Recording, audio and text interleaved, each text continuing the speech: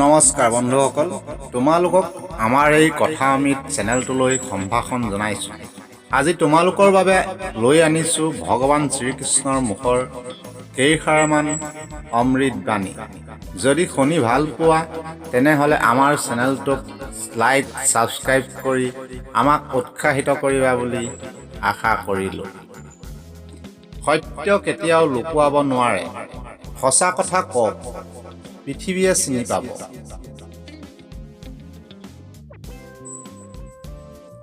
ভুল পথ সদায় ছুটি, কিন্তু লোকচান ডাঙৰ।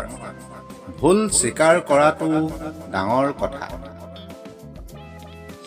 সঁচা ভাল পোৱা সদায় ঘূৰি আহে।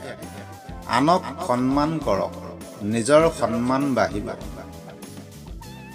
খং প্ৰথমে জ্বলি উঠে, ধৈৰ্যই প্ৰকৃত শক্তি। শব্দ বিনামূলীয়া, কিন্তু দাম বেছি। কাকো তুচ্ছ জ্ঞান নকৰিব।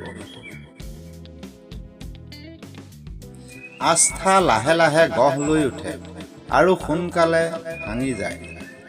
ঈৰ্ষাই সুখক খাই পেলায়। মনত ৰাখিব, বুদ্ধিমানৰ দৰে উত্তৰ দিয়ক। সঠিক সময়ত সঠিক সিদ্ধান্তত জয় নিশ্চিত।